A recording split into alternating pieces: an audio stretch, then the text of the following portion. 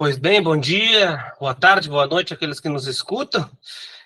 Estamos mais uma vez gravando uma aula, né, no projeto de extensão da Universidade Federal do Amazonas, que se chama Escola para Ingresso na Pós-Graduação do IFCHS da UFAM, né, coordenado por mim e pelo professor Alex Regis. Esse projeto tem como ideia realizar algumas discussões, produzir material que auxilie os candidatos que estão querendo participar ou ingressar na pós-graduação do FCHS a melhor se preparar e isso servir para um auxílio na compreensão dos textos das bibliografias que estão sendo cobradas, digamos assim, previstas para a prova escrita. Nesse caso, inicialmente estamos atendendo o pedido do PPGSCA, que é o Programa de Pós-Graduação Sociedade e Cultura na Amazônia, e estamos hoje aqui, né, vamos discutir, na verdade, um autor, né, que se chama Achille Mbembe, com o professor, né, Dr. Israel Pinheiro, que é doutor e atualmente é bolsista de pós-doutorado no programa de antropologia da Universidade Federal do Amazonas, que vai tratar e vai discutir um pouco com a gente quais são as principais categorias, os principais recortes e aquilo que é principal que o nosso candidato, né, tem que, pelo menos, prestar atenção, e esperamos que esses esforços que estamos fazendo sirvam para auxiliar a leitura, a compreensão dos materiais e melhorar, digamos assim, o ingresso ou ajudar aqueles que estão nessa luta que é bastante solitária, que é de estudar para uma seleção no caso aqui, de mestrado. Então, bom dia, Israel. Muito obrigado por ter aceitado o convite e estar participando dessa atividade conosco. Então, já dando início à nossa achatividade, Israel, o nosso convite aqui para ti foi para tratar esse texto do Achille Mbembe sobre o que se chama a crítica à razão negra, né?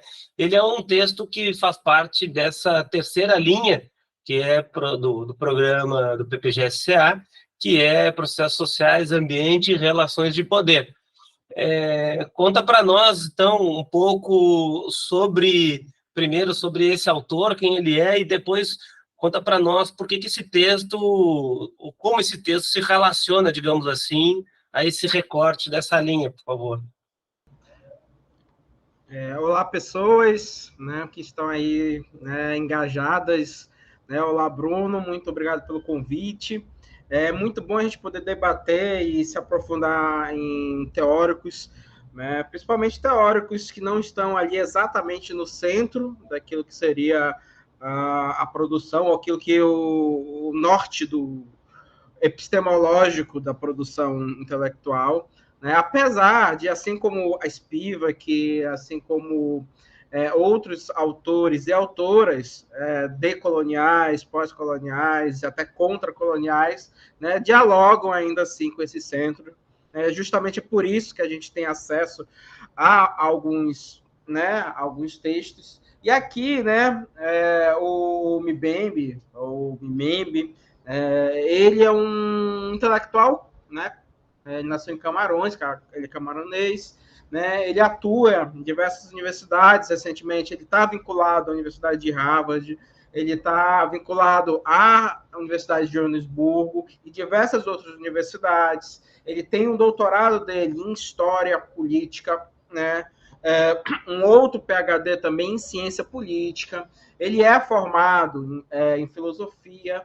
E ele tem aquela coisa, é um tipo de intelectual que é versado em diversas áreas, né? E o Mbembe, ele nasce ali nos anos 50, né, em Camarões. Então, assim, ele já pega um processo de transformação social, né, na vida dele mesmo, né, que é um processo de independência dos países do continente africano. Isso é uma coisa que a gente vai falar bastante, porque esse tema ele é fundamental para a gente entender o pensamento e aquilo que o núcleo daquilo que o Mbembe desenvolve na crítica da razão negra. Apesar da aula ser sobre a crítica à razão negra, né, a gente está aqui com o título de um dos seus ensaios, que é um dos ensaios mais importantes também do Mbembe, que é o Sair da Grande Noite. Né? Nesse ensaio, ele faz uma interlocução com o Fanon. Na verdade, é uma resposta do Fanon. Fanon, quando ele escreve o Máscaras, né, Brancas, Peles Negras, acho que esse é o título, é o contrário, Peles Negras, Máscaras Brancas, quando ele escreve, ele faz uma provocação. Né? Ele está se provocando quando que a população negra, e ele retoma essa provocação no Condenados da Terra, vai buscar, né, sair dessa grande noite, né, no qual, né, os africanos, os povos coloniais foram lançados por conta dos processos do efeito colonial. E o Mbembe, nesse ensaio aí, ele traz para a gente, né, um questionamento. Beleza, conseguimos a independência, conseguimos, né, os processos de revolução em relação às colônias, mas e agora? O que nós estamos produzindo, como nós estamos representando o futuro dessas relações políticas e dessas relações sociais que incluem os povos coloniais? Isso é o grande questionamento dele. É porque, afinal de contas, a gente está falando do século XX. Século XX, né, o continente africano, os países que eram, né, colonizados, né, pelo imperialismo europeu, pela França, pela Bélgica, pela Alemanha, pela Inglaterra, né, começam a se insurgir. Isso é um processo que se dá tanto no continente africano quanto na Ásia. Isso é uma coisa que é o básico que a gente precisa estar lembrando. Tá? Então, aqui, o Mbembe, ele está tentando trazer para a gente um processo de reflexão, né, histórico e social, de produção e de uma autorrepresentação daquilo que seria o negro, nessa posição de sujeito pós-colonial. É interessante ele trazer isso, porque ele vai dizer que não basta somente a independência, não basta somente a revolução. É preciso que tenhamos um horizonte que consiga superar os efeitos coloniais, que são efeitos de caráter material, de caráter estrutural, e são efeitos de caráter subjetivo. E aqui, logo em seguida, aí nesse slide aí, vocês estão vendo as obras principais que foram traduzidas aqui no Brasil. Ele tem outras obras, mas essas são obras principais que já tem, né, na nossa língua, na língua portuguesa, que é o Sair da Grande Noite. O Sair da Grande Noite é o grande título, tem um subtítulo que, se eu não me engano, é um ensaio sobre, né, a situação pós-colonial em África, eu acho que é isso. A crítica à razão negra, na qual ele retoma algumas relações desse primeiro ensaio, né? A necropolítica, que é um ensaio que está dentro desse outro livro aqui, que é o Políticas de Inimizade, né? E também a gente tem, mais recentemente, um livro que é o Brutalismo, no qual ele vai analisar como essas relações de produção arquitetônicas da cidade, elas trazem consigo também uma relação de uma tecnologia de poder sobre as populações, né, pós-coloniais, as populações negras e tudo mais. E aí ele vai retomar alguns argumentos que ele vai desenvolver em alguns dos capítulos da crítica da razão negra, principalmente com o capítulo em que ele vai falar sobre a clínica dos sujeitos, tá certo? Então, o Mbembe, ele é esse intelectual que ele vai fazer essa própria crítica à própria posição daquilo que ao próprio Almir Cesare, né, a crítica ao Fanon, uma crítica não aquela crítica que a gente pensa que é a crítica negativa pela negativa, ou seja, é um pensamento crítico que propõe um processo emancipatório para além dessas relações que estavam dadas. Por quê? Fanon, ele vive em um período, ele lida com algumas questões desse período, inclusive a questão das lutas pela independência, né? Se não me engano, eu não lembro qual é o país no qual ele vai fazer parte do processo revolucionário, e ele ele constrói seus argumentos a partir dessa saída da grande noite, né? E, no caso, o Mbembe, e aí eu cito os dois inicialmente, porque o Mbembe se baseia muito naquilo que o Fanon vai construir, né? O Mbembe ele já vai construindo uma outra relação, ou seja, essa relação de que como vamos construir um novo mundo. Isso é um ponto fundamental. Acho que todos os ensaios do Mbembe, eles são, né, norteados por essa questão. Né? Recentemente, em uma entrevista dele, ele vai falar, numa entrevista que ele fala sobre o fim do humanismo, né, essa preocupação que ele tem sobre o futuro que estamos construindo enquanto sociedade ocidental, né, enquanto sociedade, né, capitalista, né, como ela vai deteriorando, ela vai desintegrando determinados valores, e entre esses o próprio conceito de humanismo, né, e vai assumindo outras formas de controle, de poder e de processos de subjetivação. E é importante ressaltar porque o Mbembe ele tem esse diálogo profundo com a teoria Foucaultiana, né, com a teoria deleuziana também. Eu cito especificamente esse, né, porque são os teóricos pós-estruturais franceses. Né? Então, assim, essas obras aí são fundamentais para a gente entender o pensamento dele. Aqui a gente vai passar rapidamente, felizmente, por elas, porque a gente precisaria de muito tempo para ir se aprofundando, e isso é muito interessante, né? E aí, o Sair da Grande Noite, vamos começar a estar ensaio sobre a África descolonizada. Essa é a tradução, né, em português. E aí ele coloca uma grande questão para a gente. Qual é o grande problema do processo decolonial? Como reconstruir, né, uma África, ou um continente, né, ou estados, nações, né, sem reproduzir toda a estrutura e toda a tecnologia colonial que já foi instituída pelos sujeitos. Esse é um ponto fundamental do Sair da Grande Noite. Né? Nesse processo de revolução, nesse processo de independência, né, e eu acho que isso é uma questão que, inclusive, né, os grupos socialistas da totalidade, né, acompanha, né, os grupos que estão aí pensando em processos de emancipação e transformações, né, acompanha esse questionamento, né, ao longo do século XX. Acho que é uma preocupação muito interessante da metade do século XX para cá. Que outro mundo é esse que a gente está se preparando para criar? E o Mbembe ele vai fazer, na verdade, essa crítica, que esse processo revolucionário de independência que ocorreu nos continentes, no continente africano, né, no Congo, né, em África do Sul, eles acabaram criando processos de caráter autoritários para o controle populacional, né, interno dos sujeitos. Né?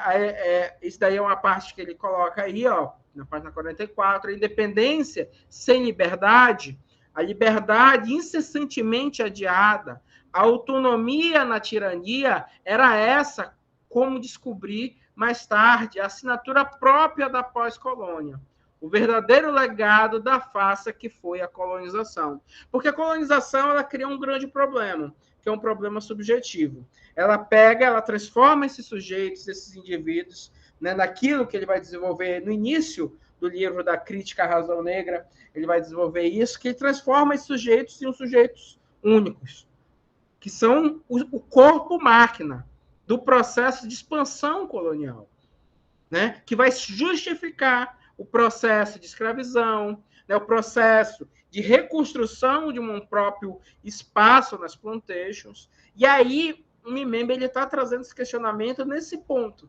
Porque quando ele tem esse processo de transmutação, né, de transformação desse sujeito em corpo-máquina, o processo colonial ele não desfaz esse processo anterior.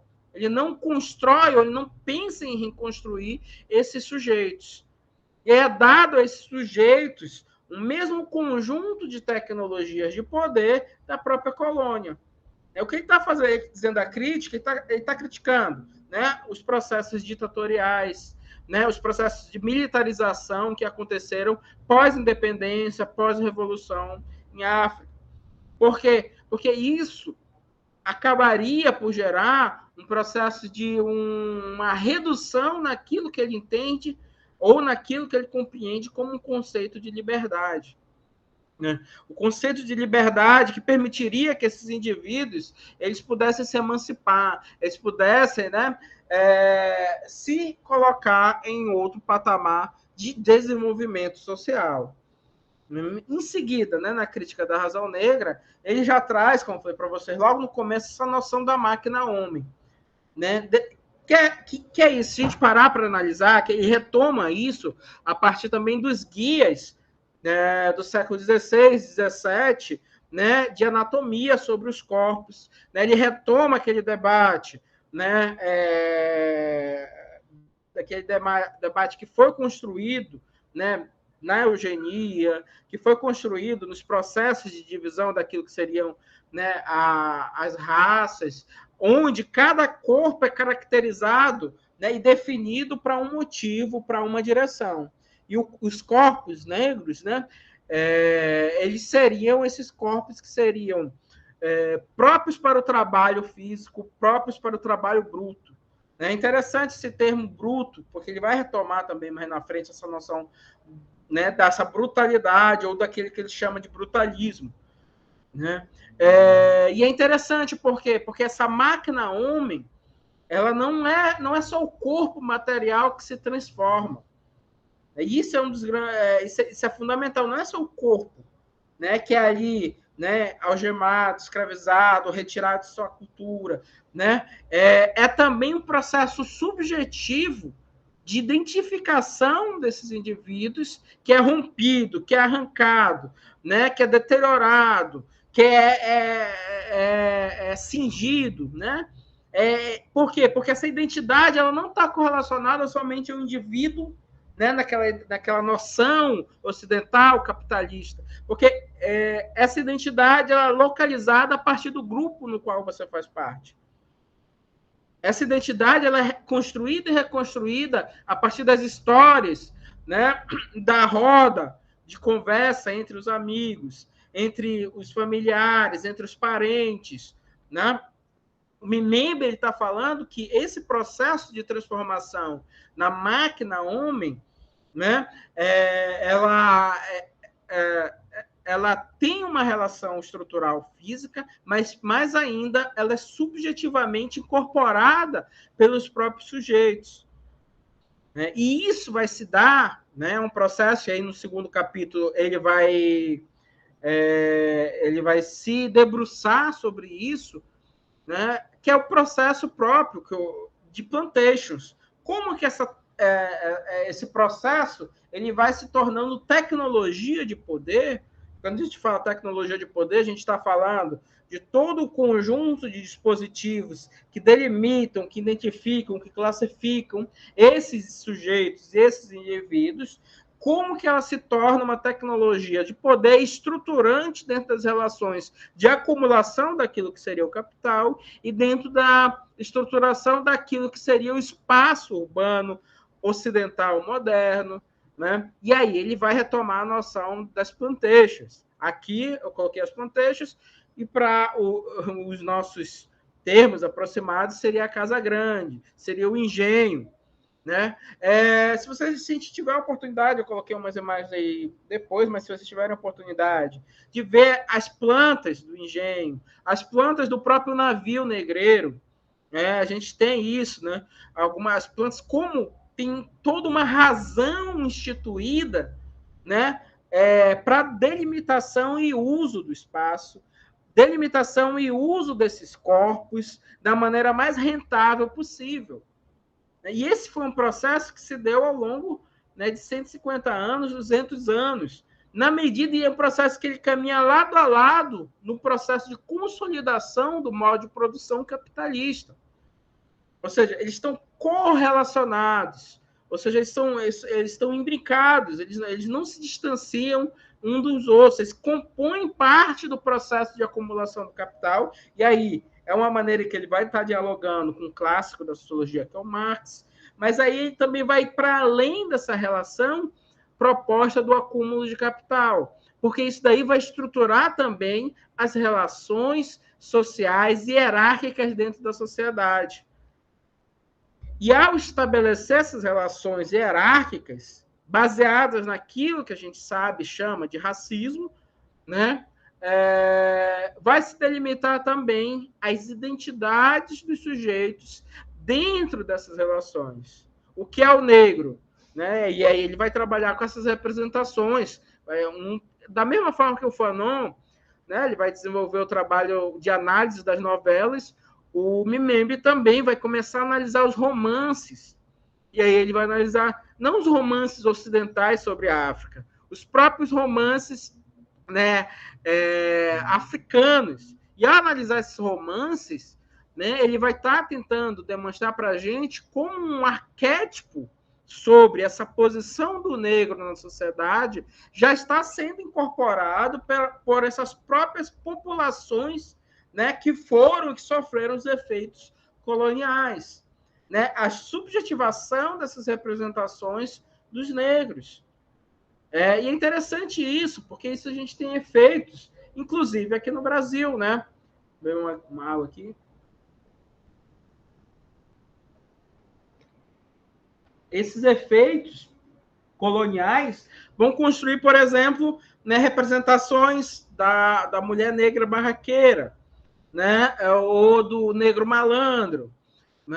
E isso vai ser interessante, porque isso vai se tornar, né, parte da produção daquilo que seria, né, a propaganda daquilo que seriam essas identidades.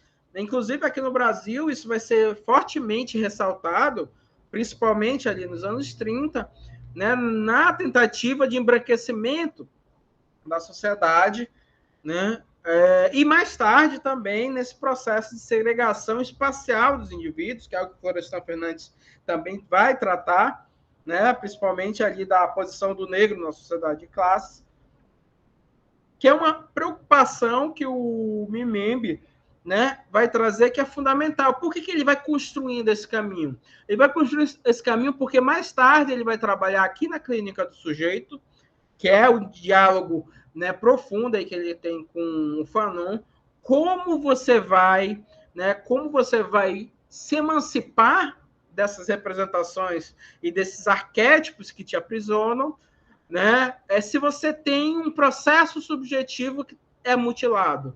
E aí ele retoma a noção de mutilação que o Fanon vai desenvolver lá nos Condenados da Terra. No Condenados da Terra, o Fanon tem um capítulo sobre os sujeitos que eram mutilados.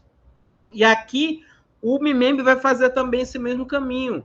E aqui ele vai tratar mais ainda, só que ele vai falar desses sujeitos, o Fanon ele fala dos sujeitos mutilados durante as guerras de independência.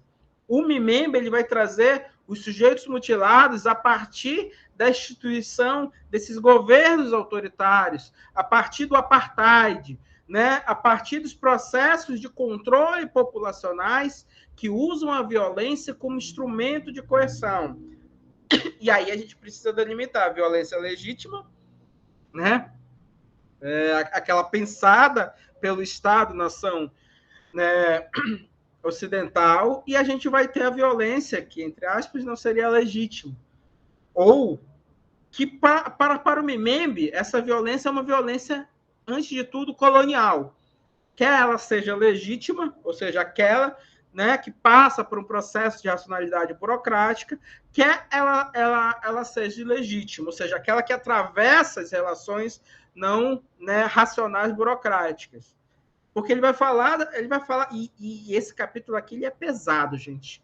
Se dediquem a esse capítulo, porque esse capítulo aqui, né, ele vai demonstrar, ele vai construir os quadros dessas mutilações, os quadros dessas estratégias de tortura, né?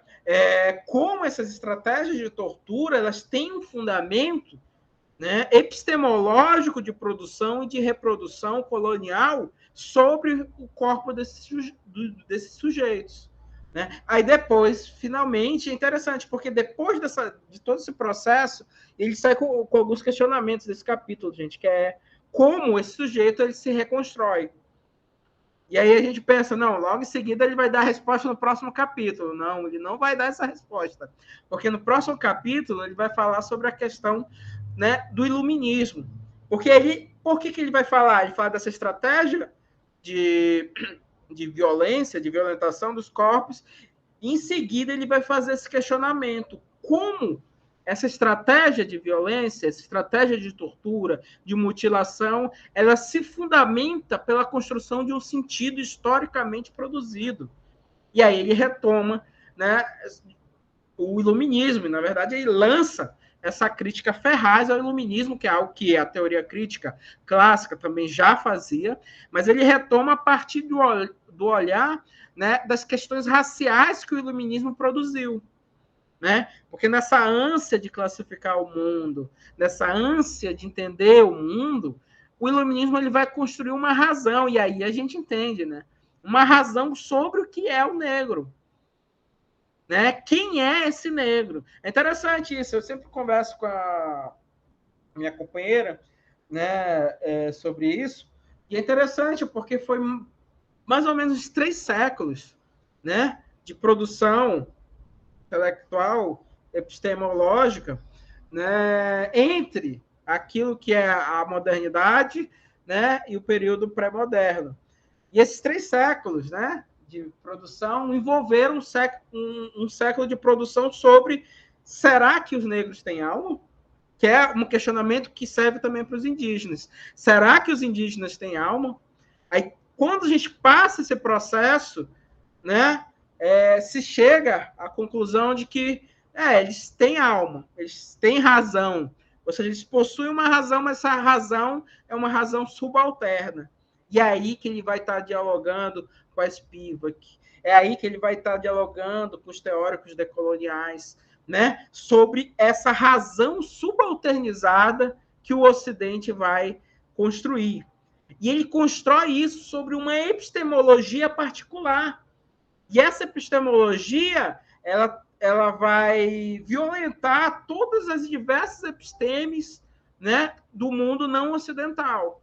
Em África, na Ásia, na América Latina, que ainda não tinha esse conceito de América Latina, mas que é um território particular em relação, né, ao resto do continente americano. E antes só de terminar, e no último capítulo ele vai fazer um questionamento que é um diálogo também que ele tem, e aí vocês podem até perceber um pouquinho da minha frustração, porque ele conclui esse ensaio, né, a partir analisando essa relação teológica que o continente africano vai construir, né, para poder se reerguer. E aí, não à toa, isso vai se efetivar, né, num conjunto diverso de igrejas evangélicas, do cristianismo se espalhando em África. E aí ele vai fazer um debate sobre a questão do islamismo, sobre a questão do cristianismo, mas como essa relação, né, religiosa vai ser algo que vai construir aquilo que é o futuro. Né? Ou seja, qual vai ser o futuro delimitado, né, para essas populações? E aí, né, ele conclui, né, fazendo essa relação com a questão religiosa. Não é que ele está dizendo, não, se convertam ao cristianismo, se convertam ao islamismo. Não é isso. O que ele está tentando demonstrar é que esses sujeitos vão encontrar nessa relação, nessa conexão religiosa, a possibilidade de se reconectarem com uma cultura originária que foi, né, foi apartada deles anteriormente. E é isso que vai fazer esse processo de reconstrução, né? Ele não fala do candomblé, né? Ele não fala das religiões, né, que aqui no Brasil elas tiveram esse papel de reconstrução, da cultura negra, né, que é o candomblé principalmente, né, a Ubanda, né, essas religiões de matriz afro, né, no Brasil, elas foram fundamentais para a reconstrução da identidade, né, dos negros.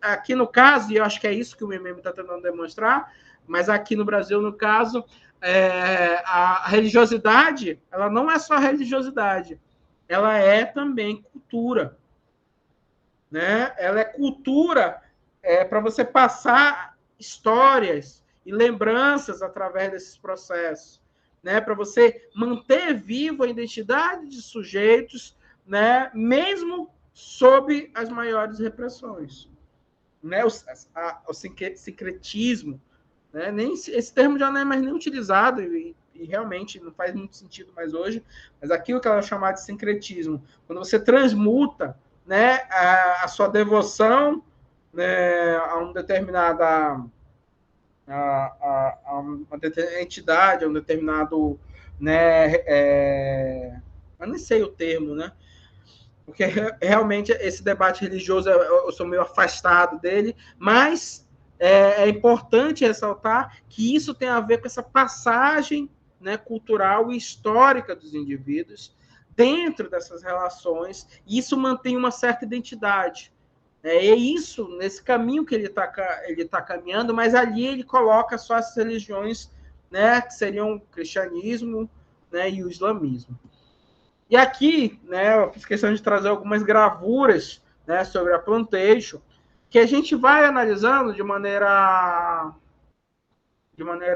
naturalizada, né, e a gente esquece, por exemplo, que cada parte aqui dessa gravura, ela representa um cotidiano, ela representa uma racionalidade instituída de produção. Isso que é o hard, isso é algo que ele vai retomar lá na política de inimizade. Por quê? Porque cada parte da cabana, né, das pessoas, do instrumento que é utilizado, né, aqui no caso, a representação de uma plantação de tabaco em Cuba, né,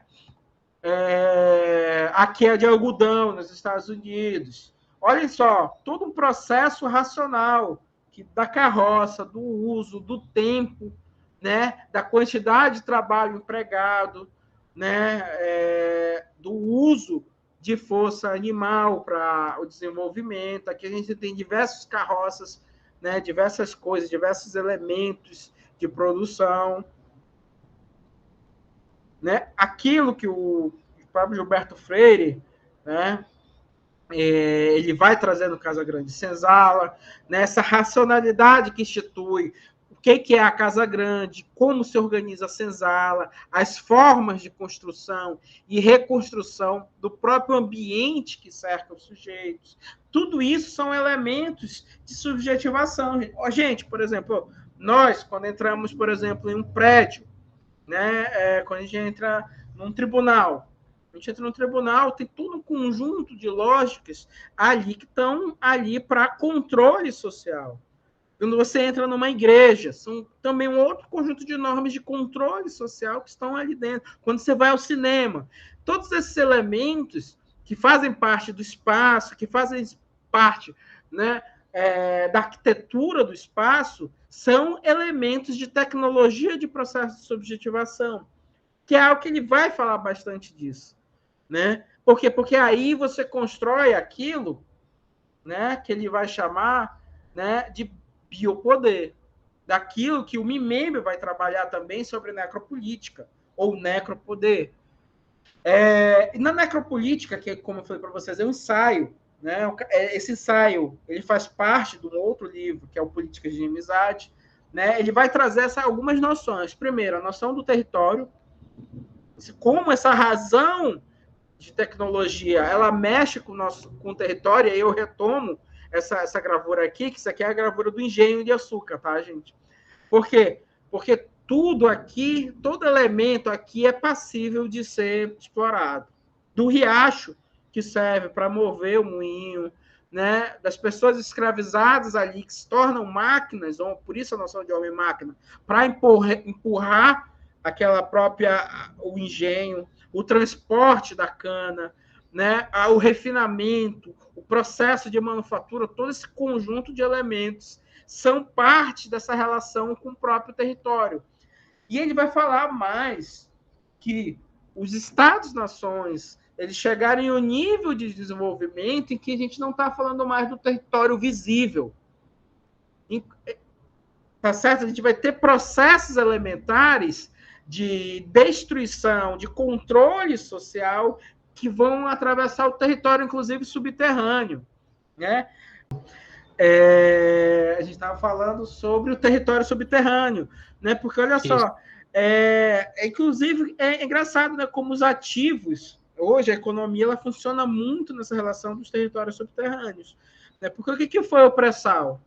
Né? O pré-sal ele é uma preocupação, né, da exploração de um recurso, né, que não está em um lugar visível, que a gente não faz a menor noção de como se explora, mas sabe que é um ativo potencial. Da mesma forma que é um ativo potencial a água, inclusive subterrânea. Né? Não à toa tem um monte de besta aí que compra, né, a água que vem dos rios subterrâneos da Himalaia, então vem da Suíça, na água que vem, né, das correntes subterrâneas da Suíça. Essa relação com o subterrâneo que é interessante, né? Porque outros autores, a Donna Haraway, por exemplo, ela vai trabalhar num livro sobre essa questão com o subterrâneo, né, dos seres subterrâneos e tudo mais. Mas o Mbembe ele está falando aqui sobre o caráter destrutivo desse Estado-nação. Que, inclusive, e aí ele cita, ele dedica para falar sobre as bombas que explodem no subterrâneo. Ele está falando aí no contexto da guerra do Iraque, ele está falando aí no contexto, né, da guerra ao terror que se estabeleceu, né, após 11 de setembro, e como 11 de setembro ele inaugura um novo período sócio-histórico, né, e ele vai estar falando disso. Ele vai falando de satélites que vão enxergar o corpo, né, o calor do corpo desses indivíduos, mesmo se estiverem no subsolo. Né? Então, o território não é mais o território só horizontal, mas é o território vertical. Isso é uma dimensão, né, de tecnologia de controle de poder que a gente naturaliza, a gente nem pensa sobre isso. Mas é um nível muito alto de controle. Né? E ele vai falar sobre a noção também da máquina de guerra. Ou seja, ele retoma essa noção da máquina de guerra, que é desenvolvida pelo Deleuze. Gente, só contextualizando, a máquina de guerra ela é uma tecnologia, se não me engano, ela é francesa, desenvolvida ali na França, que era para ser uma espécie de tanque de guerra. Né? As pessoas entravam ali dentro, os soldados, né? Aí lá de dentro, né, que nem um camburão, ficavam com a lança catucando as pessoas de fora, sabe? A máquina de guerra era mais ou menos isso. E, entre aspas, ela era uma máquina perfeita, porque ela dava proteção e, ao mesmo tempo, permitia que esses indivíduos se mobilizassem, se movessem dentro do campo de batalha, né? Ela tinha um tempo certo para funcionar. E ele vai falar como essa noção da máquina de guerra ela é incorporada inicialmente pelo Estado e depois ela é incorporada pelos sujeitos. Ou seja, e aí ele vai falar isso se efetiva no Homem-Bomba, por exemplo. Porque o que é o Homem-Bomba? O Homem-Bomba ele é o indivíduo que ele está ali para causar o máximo de dano possível. Né? Ele vai analisar nesse sentido. Ele é um sujeito, né, em que ele tem introjetado em si, né, a possibilidade de uma outra vida, isso é um ponto, né, que não é essa vida, e um ideal passível, né, de explodir qualquer pessoa que esteja ali. Ele vai se dedicar muito a isso, a noção do homem-bomba. Por quê? Porque ele vai falar que isso também é um efeito colonial. Né? E aí entra a noção de necropolítica. Né? Porque quando você morre, quando você está disposto a morrer numa guerra, e aí a gente tem também aqui, por exemplo, no Brasil, quando você está disposto a morrer numa guerra às drogas, por exemplo, né, que de um lado a gente tem a polícia, né, que é a força de exercício da violência legítima, e do outro lado, né, os sujeitos criminalizados, ou traficantes, né, vendedores do varejo, né, a gente tem de um lado isso, do outro lado essas pessoas, e se institui que é uma guerra, né, ambos os lados estão ali dispostos a morrer. E é interessante, porque quem são, quando a gente fala assim de maneira, a gente está falando de maneira abstrata, né? Mas quando a gente vai analisar concretamente, são pessoas racializadas morrendo de um lado ou de outro, né? O policial negro que vai tomar tiro, vai ficar puto, e os outros policiais vão ficar putos também, vão se organizar para matar mais gente. Do outro lado, né? Pessoas negras também armadas e dispostas a morrer. É claro que isso não é uma guerra simétrica, da mesma forma que não é uma guerra simétrica o que está acontecendo na Palestina agora. Ou seja, não, são relações de poder em que a violência e a morte estão instituídas. E aí ele retoma um argumento fundamental. No final do Segurança, Território e População, do Foucault, né, ele aponta aquilo que ele chama de racismo de Estado. Que ele vai falar o seguinte: o Estado, da mesma forma que constrói um processo de controle, de manutenção daquilo que é a vida, né, também vai desenvolver aquilo que ele chama de racismo de Estado. O Mbembe vai chamar por outro nome, ele vai chamar de necropolítica. E é um termo que ele ficou muito popular, principalmente de 2018, né, para cá. É um termo que foi utilizado bastante. Por quê? Porque a necropolítica ela ajuda a gente a entender, né, essa noção de extermínio populacional, né, que o Estado vai assumir de maneira não velada, de maneira assim, às vezes de maneira aberta e muitas vezes de maneira, né, velada. De maneira aberta a gente tem o apartheid, né? A gente tem o que está acontecendo agora lá entre Israel e a Palestina. De maneira velada, né, a gente tem a guerra às drogas, que incidentalmente, são dois exemplos que eu estou dando, gente, mas isso pode ser visto de outras formas, que incidentalmente acaba matando a população. Essa noção, né, da tese lá do inimigo, a tese jurídica do inimigo, por exemplo, né, ela parte do pressuposto que você precisa controlar aquele sujeito ali. Inclusive, se necessário, usar toda a força possível, inclusive a morte, para controlar aquele sujeito. Então, assim, o Mbembe, ele vai falar que esse processo de... E é importante que a gente entenda, a necropolítica ela não depende de gestão, gente. Não é uma questão de gestão.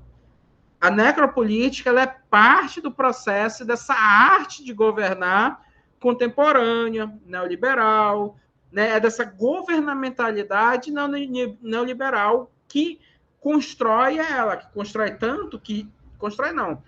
Que efetiva tanto a biopolítica quanto a necropolítica. Tá certo? Ambos os elementos, eles vão compor um mesmo, né, processo, mesma tecnologia de poder, tá? Não se iludam. Não é porque o Bolsonaro estava eleito que tinha mais necropolítica. Não é porque o Lula está eleito que tem menos. Não depende de gestão. Isso é a própria arte de governar dos estados modernos que vai instituir aquilo que é essa necropolítica.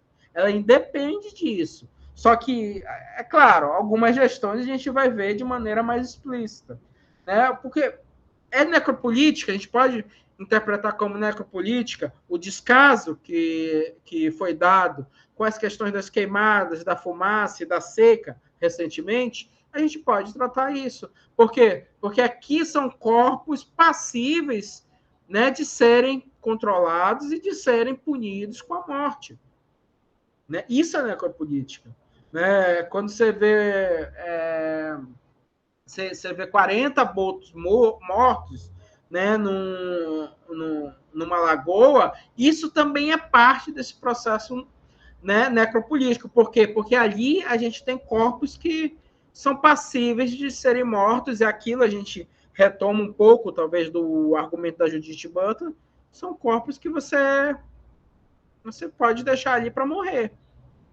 tá certo? Você não importa, ninguém ficou de luto pelos 40 abortos que morreram. Não sei se era 40, tá? Talvez esteja extrapolando aqui o número, né? Mas eram bastante, né, abortos que morreram.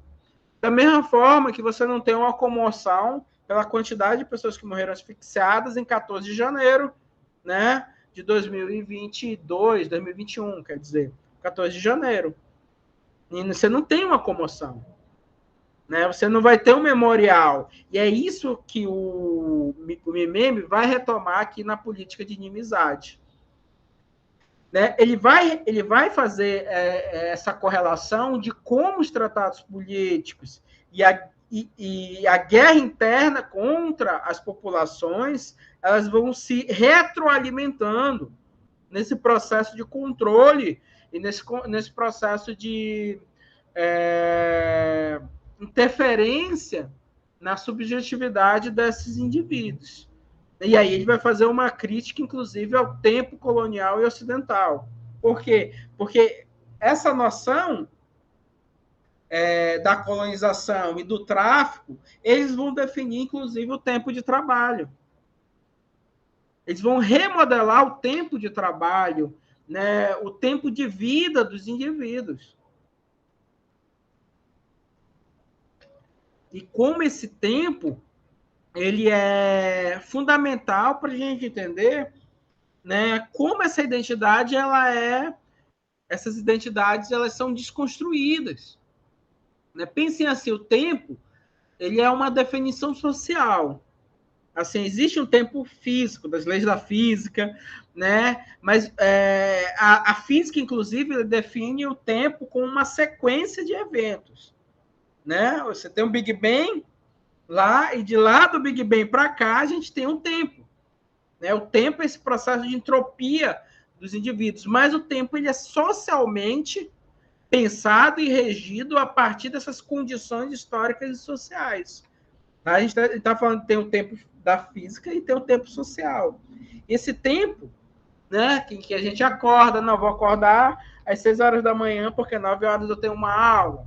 Vou acordar e dar essa aula, e depois disso eu vou ter todo um conjunto de atividades ao longo do dia. Toda essa relação que a gente tem com o tempo, ela e a gente, todos nós, indivíduos que nasceram, né, desses efeitos coloniais. A gente vai ter essa relação com o tempo totalmente diferente. Né?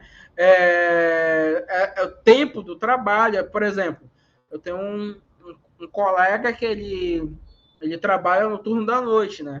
E ao trabalhar nesse turno da noite, ele praticamente está sendo escalado 5, 6 vezes, porque a outra pessoa que ia substituir ele, né, adoeceu. Então, assim, ele está trabalhando 6 dias sem folga. Né? Num turno que é um turno praticamente de 12 horas. Por quê? Porque ele tem que sair 4 horas da tarde de casa, ele precisa pegar um trajeto que leva 1h30 para ele chegar. Né? Ele é um colega meu que mora em São Paulo. São Paulo também, né? As distâncias são sempre de um tempo quilométrico, assim. Demora 1h30 para chegar no trabalho, né? E a partir daí ele entra e fica das 6 horas até às 6 da manhã. E aí demora 1h30 de novo para chegar na casa dele. Fora o tempo necessário de descanso, né? Que ele precisa de um tempo de descanso. E ele trabalha, né? Segunda a sexta. Ontem trabalhou, era feriado ontem, né? E ele trabalhou mesmo assim. Então, assim, não é um trabalho, né, análogo à escravidão. Todavia, é um trabalho em que o tempo exerce sobre o corpo dele, sobre as relações dele, todo um conjunto de fatores. E também não é um trabalho, né, braçal. Né? É um trabalho, ele fala para mim, não é o pior dos trabalhos que ele teve, dado o nível, né, que a gente está de exploração. Né? Então, essa crítica ao tempo colonial que o MIMEME vai fazer, por quê? Porque o tempo colonial, né? É ele que vai imprimindo sobre esses corpos todo um conjunto, né, de disposições de trabalho, todo um conjunto de disposições de crença, todo um conjunto de disposições. Por exemplo, por que a gente acredita que estudar, fazer uma pós-graduação é algo importante? Porque é imprimido na gente um conjunto de sentidos e de valores que, né, o estudo vai trazer melhores condições de trabalho, ou um trabalho remunerado melhor. Mas ainda assim, né, é imprimido a gente que essa ideia ela é real, mas não necessariamente ela vai resultar nisso depois que você se formar, depois que você, né, terminar uma pós-graduação, não necessariamente isso vai acontecer. Mas essa ideia está o tempo todo ali sendo imposta. E essa ideia ela é imposta a partir de um tempo da sua vida, um tempo do seu trabalho e um tempo de disposição que é dado a você. Então, a política de inimizade ela vai trabalhar essa noção do tempo, né, mas a partir também de um conhecimento circular, ou de uma circulação daquilo que é possível os sujeitos fazerem. Tá certo? Aí ele cita aqui, ó, nas Américas, a mão de obra servil de origem africana foi posta a trabalhar no contexto de um vasto projeto de dominação do ambiente, com o intuito de o valorizar e o tornar rendável. Se virmos bem, o regime das plantações foi, antes de mais, o das florestas e das árvores que regularmente teriam de ser cortadas, queimadas e abatidas. O do algodão ou da cana-de-açúcar, que deviam substituir a natureza pré-existente de paisagens antigas, que era preciso remodelar, o da formação dos vegetais anteriores, que era preciso destruir, e do regime de um ecossistema, que era preciso substituir por um agrossistema. Recentemente, a gente teve uma polêmica aí no Enem, né? Polêmica que é uma polêmica, para mim, idiota. Assim, é totalmente um cunho negacionista da coisa, porque falaram que as perguntas do Enem falavam mentiras sobre o agronegócio. Mas não tem mentira nenhuma, assim, todo mundo sabe. Essa lógica do agronegócio ela é uma lógica necropolítica também. Por quê? Porque ela envenena a terra, né? Ela cria uma monocultura, não à toa. Se você olhar ali para o Sudeste, você vai ver extensões de eucalipto. Por exemplo, uma floresta inteira de eucalipto. Né? Uma monocultura, uma mesma árvore, isso não faz sentido. Da mesma forma que a gente tem aqui no Norte, consequente disso, a expansão de uma fronteira, né, agropecuária e a fronteira da soja. Você não tem mentira ali. A gente está tentando demonstrar a consequência desse processo, dessa lógica ocidental e colonial sobre a natureza. Só que o que acontece? A galera, hoje em dia, pensa que a gente está desconectado da natureza. A gente está deslocado daquilo que seria, né, a natureza. E isso é um grande problema da Amazônia, das representações que a Amazônia tem, por exemplo. Não à toa, no país da Amazônia, da professora Marilene, né, a gente vai ter essa noção do território sendo trazida de uma outra maneira. O território da Amazônia é sempre um território de disputa geopolítica. Né? Ou então também no texto da... Ai, meu Deus, esqueci aqui o nome da autora, que... Deixa eu ver aqui.